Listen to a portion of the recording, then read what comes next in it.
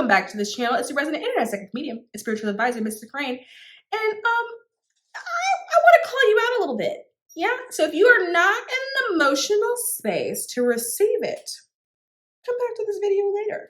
So as a lot of you know, I channel before doing these videos because I want to see what's in the collective. I need to know, what do I need to yell at you about today? Okay.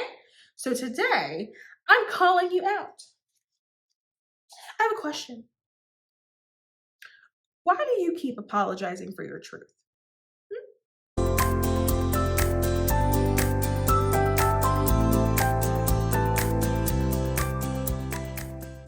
It's so interesting, this particular collective group of people. When I'm saying this particular collective, so there's like the collective in terms of like everybody. And then there's like miniature collectives, right? In terms of like groups that form, right? And so the audience that watches this channel, like that's its own kind of collective, right? So sometimes I'm channeling the collective as a whole, like everybody. And then sometimes I'm channeling this group. A lot of the videos that I do, a lot of it's coming from this group specifically because that's where the message is going. I could channel everybody, but like, what's good is it going to do if they're not watching it, right? And so a lot of it is for this particular group. And what I'm getting a lot of from this group is I just feel this like overwhelming feeling of people feeling like there's just more to them, or there's just so much more that they could do, or there's so much that they could contribute, so much that they could say, so much they want to say.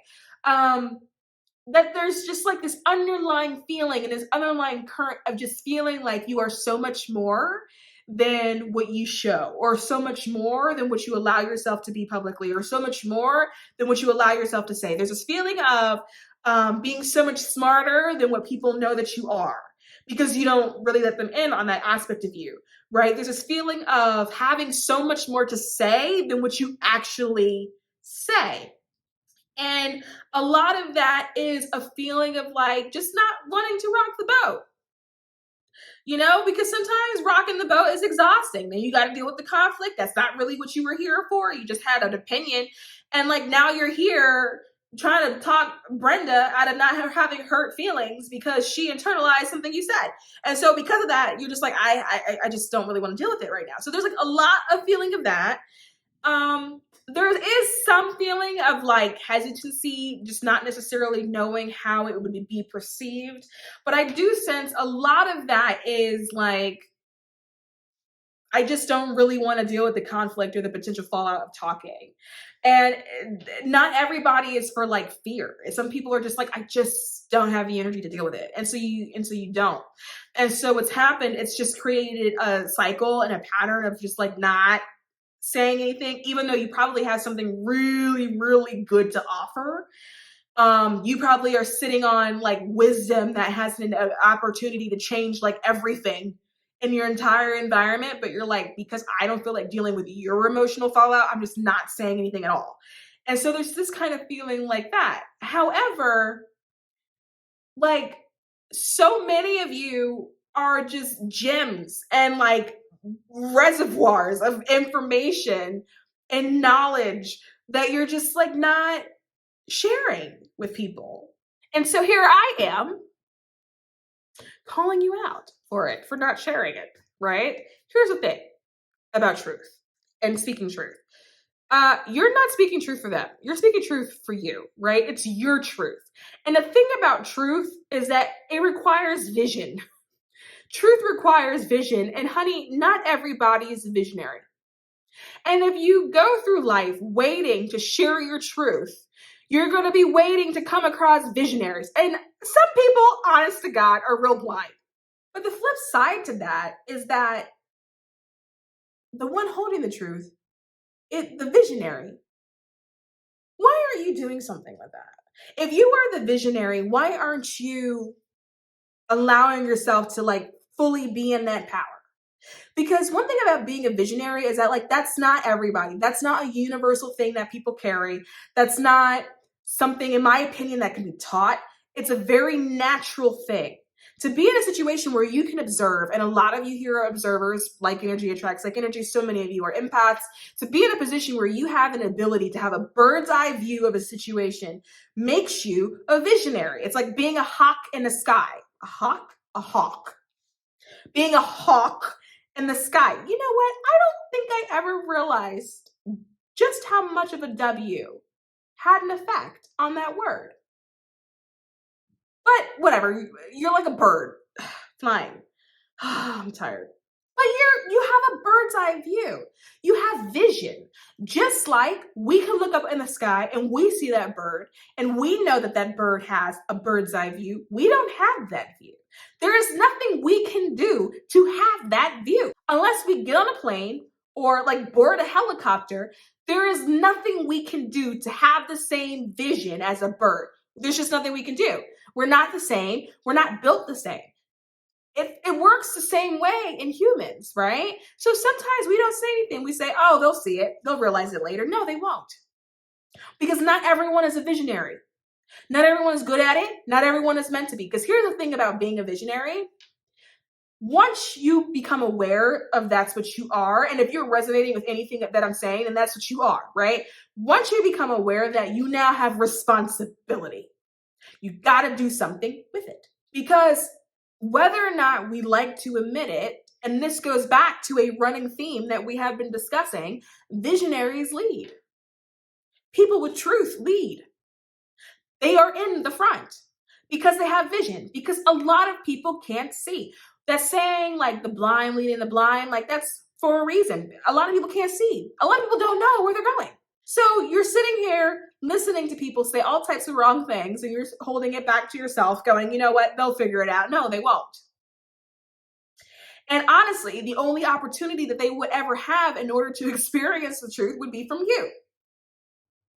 So then I'm like, well, why are you not speaking the truth? So now I have to go back in channel mode and I have to figure this out, which was actually quite easy. It's simple. You try to say truth once before, it didn't go over very well. And so you learn not to say anything ever again. And so therefore you don't, right? I mean, look, it's the same across the board, right?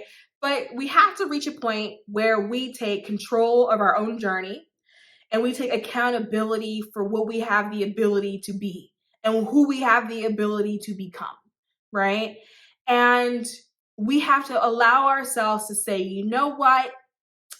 I'm going to start having courageous conversations.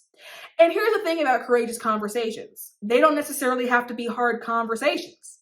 A lot of the times they're courageous conversations because it's requiring that we found some level of courage within self in order to say something. The courage is for us. The courage isn't for the other people. It's just the fact that we are in practice not saying anything ever, that we now need a little bit of courage to say something at all. And so we need to have courageous conversations. The reason why it's so important that you don't sit on top of it is because your truth has an ability to change someone's life. You can say one thing that's so minor to you that will completely alter and influence the course and direction that somebody else's life goes. You sharing your truth gives other people permission to share theirs. And that's significant. Now, with that, there is a collective need for healing, right? It's not like a you thing. It's just like a thing. It's part of the subconscious, built in societal expectations, right? And so because of that, there's like this collective need for healing in order to share truth and to speak openly and honestly, right? And specifically around the throat and in the throat chakra. And the reason why it's so important is because people actually get sick. The one thing about energy is that when you stop it, meaning you don't let it flow naturally, it stops somewhere, right? And so when you have energy flowing through your body that's prompting you to want to speak on something and then you withhold it, where is the energy going? Vibration is what leaves your mouth. Frequency is what leaves your mouth. If you choose not to allow it to exit, where does it go? The answer is nowhere. It gets stuck in the throat, right? And then that creates issues. And so there's also a need for like collective throat healing as well. But those issues can then manifest themselves in very physical ways. You can be someone that always has a sore throat. You can be someone that always needs to have a hot beverage next to you because something about your throat is always really tickly. You can be someone who gets sick often, and when you're getting sick, it's all right here. Sometimes it can even be in the sinuses, right? You could have thyroid problems if it's like really, really bad, because all of the energy is stuck there. It has nowhere to go. It's not turning, it's not circulating, and it's clogging up the chakra. It's clogging up that energetic space because it can't exit, because you're not standing in truth. And the thing with this too is that there's a compounding effect to that. There's a compounding effect to not sharing your truth, because withholding truth, not speaking up, is actually a generational thing. It's not specifically a you thing. It's usually a very generational thing. People who struggle with this, you probably would have had experience with maybe like your mother, usually on the mother side, not speaking up for themselves, but having people take advantage of them. Like, you are looking at them knowing that they have an opinion, but they're not sharing it. Or when they do share it, it's like sugar coated, right? Or it can come out the opposite way, where there's so much anxiety about sharing it that when they do, it like comes out like word vomit. And it's probably kind of offensive because it didn't go through like a clearing process prior to exiting the mouth, right? It's very generational. And it's rarely a situation where it's just like one person. You know, if you go and you ask your mother, they'll probably say their mother had a time with it as well. And it's a mother thing. And the reason why it's a mother thing is because, again, it's societal, right?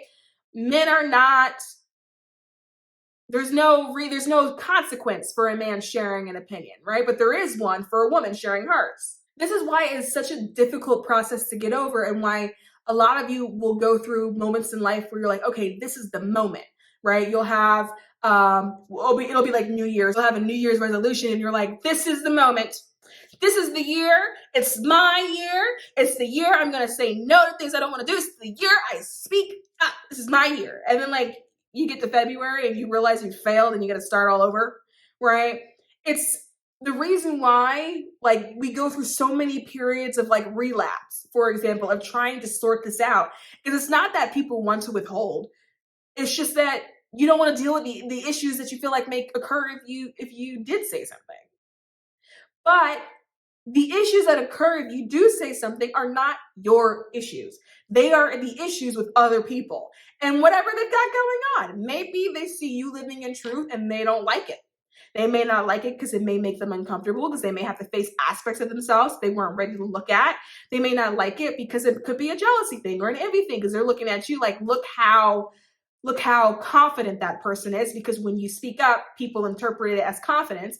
And maybe they wish that they had that. Maybe they wish that they could speak with a level of authority or command that you do, and they just feel like they don't have it. And so they may not like it, but that's their issue. That's not your issue. And don't internalize their issue and make it yours. Let them deal with their own stuff. It is their responsibility to heal. And it's not your responsibility to dim yourself or make yourself smaller because you're concerned about somebody else and their healing or where they're at in their journey. It's just honestly, well, frankly, if I'm going to be honest, it's really none of your business, but it's also not your journey. And so the trick for healing this is not to do the opposite. So you don't heal non-truth with truth. You're not going to be like, okay, I went all this time not speaking my truth, so I'm going to heal this by speaking my truth. The way you heal it is by figuring out where the block came from in the first place, right? Because you can sit there and speak truth all day long, but if you are not comfortable with it, if every time you're doing it, it's creating anxiety because you have not allowed yourself to like fully be in it, to fully stand in your truth, because it's one thing to speak truth, it's another to stand in it, right? And if you're not in that place yet where you're standing in it, you're still holding on to the same blocks. So you have to figure out where the block initially came from. Fortunately, when it comes to healing things like this around truth, a lot of it is because you tried and someone dismissed it or told you to shut up or told you were lying or that it wasn't true, right? But if the block is generational, because sometimes the block comes from watching your caregiver not speak up for themselves. And then sometimes there's an added level of resentment that forms when you're like, why aren't you saying anything? And the person that you look up to protect you isn't protecting themselves or isn't standing in their own truth. Like that does something to people. And it's through that moment where you can go, oh, okay, and then start the process of releasing it. And you release it by allowing yourself to release the judgment you have of it. Don't judge it, right? Don't judge. If you find that your block was because someone told you to shut up, don't judge that. Don't judge how you decided to self-preserve, right? Don't judge that. Acknowledge it for it is and start the process of release. If the block comes because you witness someone really important to you not speaking their truth or trying to speak their truth and then watching them be punished for it, right? Allow yourself to release the judgment because that was their journey. It's not yours. And you don't have to hold on to the lessons that somebody else had to learn for themselves. Being afraid to share your truth comes from trauma, right? If we're just going to be real. But holding on to your truth creates more trauma. And if you are someone who has children and you hold your truth, you are not doing anything other creating additional generational trauma and creating a situation where that child may be concerned about holding their truth or speaking their truth because children emulate us. You are the role model. And if they see you holding back, then they're going to hold back. And a lot of people would say that they would never want that for their child, right? And so what you would need to do is figure out the balance because kids are raw and they would hurt your feelings, right? And so in the process of teaching them how to stand in truth, you can also teach them how to stand in truth responsibly because there's a way to speak your truth without it being confrontational, without it being triggering. Although, I mean, I do have an effect, but like I reached a point in my life where, I really don't care. It doesn't have to be that way. And I also am aware of the fact that I don't actually have to communicate things that way. I've just made a decision not to, right? But look, I'm not saying do what I do. Do as I say, not as I do. But you can communicate without conflict. And a lot of the fear sometimes is that conflict will occur. But the way you do that is simply with love. You can say things at a normal volume using a normal tone. It doesn't have to be heightened. What makes communication heightened is the anxiety a lot of the times about communicating, about the fear of what's going to happen if someone doesn't agree with me, what's going to happen if I'm going to offend. And I don't want to do that. And so the anxiety and the extra thought around the process of communicating a lot of times is what creates the conflict itself. But we have to remember it's just words. Words don't have the power to create conflict, not unless you assign them meaning, right? But what words do have is a vibrational resonance and a frequency. And you have an ability to alter that frequency and that resonance based off of how you choose to deliver something. And so you can choose to deliver something with love. Even if it's very difficult information to share, you can still do that from a place of love and people will receive it. Because one thing about people is people like truth. I would bet that there's a lot of you that can resonate with the idea of maybe there was somebody that you knew in the past, maybe you know them now, I don't know. And like maybe you don't like them, just because like maybe you guys just don't, I don't know, vibe, right? It's not personal, maybe you just don't like them, right? But there's something about them that you respect because you feel like at least you know what you're going to get from them. You may not like them, but you always know where they stand. And because of that, there's a part of you that respects it. You don't like it, but you respect it. People like honesty. People like truth. They prefer that. And if you are in a situation where there's a reaction, it's because they are coping with whatever it's bringing up for them, right? But again, that's their journey. It's not your job to feel it for them, to heal it from them, to go through it with them, right? Imagine how powerful you would be as a person if you let that attachment go and you just allow yourself to stand in your truth unapologetically. You're not doing anything. You're just living you, being you, standing in your truth. How powerful that is. How deep of a vibration that your frequency would actually have. What it would feel like to come in contact with you as a frequency because you were someone that was so solidly, unapologetically in truth. Because the crazy thing about the whole thing is that when you live in truth, people grow to trust you. They may not like it all the time, but they grow to trust you because you're authentic. And when we live in a society that's very inauthentic, knowing that there is somebody out there that they can talk to, that they know they're always going to get the truth from, there's something about that that can be respected. And you can move that way with an element of grace. It doesn't have to be a confrontational truth. It doesn't have to be an aggressive truth. It doesn't have to be a mean truth. You can simply be in truth. You can simply just stand in truth. And when you stand in it unapologetically, keyword unapologetically, there's no need to say, oh, I'm sorry at the end of it. Because a lot of you do that. A lot of you will say something and go, oh, I'm sorry. I hope I didn't offend you. Maybe it's not your job to worry about that. Because if you know your intention is not to offend, then why are you holding it for that person? If they're offended, it may have something to do with how they received it. The alternative is maybe you said it with a certain level of inflection in the tone that maybe you could have said differently. And for things like that, yeah, of course, you can acknowledge those things. But you don't have to be apologetic for what you said, not if that is what your truth is. And the reason why people that stand in truth are trusted is because truth is also a vibration. And it's a safe vibration, and people can feel that. It's a higher vibration. Liars and people that are lying lies are not high vibrations, they're lower. And that's why it rubs people the wrong way. That's why you can like someone, you can love someone, you can be in a relationship with someone, they can lie to you. And because it made you feel so awful because of the low level of vibration that it is, you break up.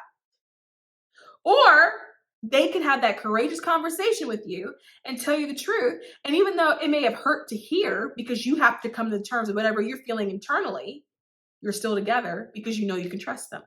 My objective in these videos is just to give an alternative view of things.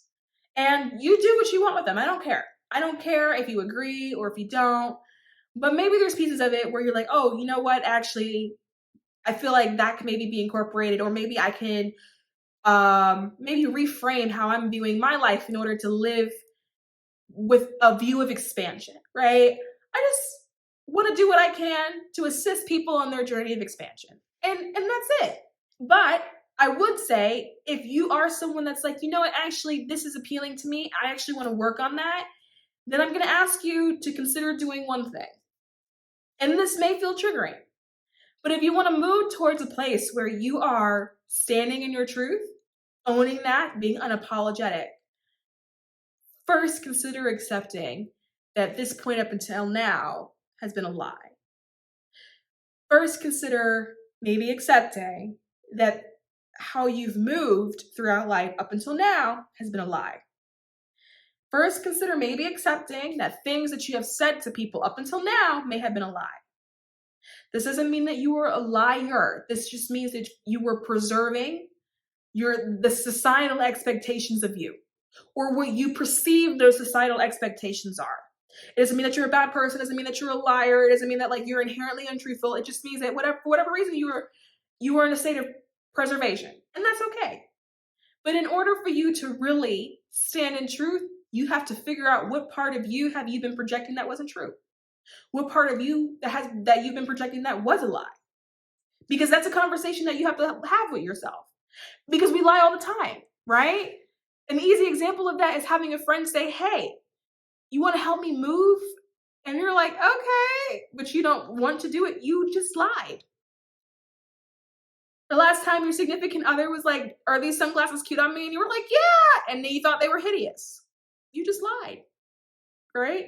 And it's common and it's okay. But first accept that like you have been. Because once you figure out where you're lying, then that's how you know where to start incorporating truth.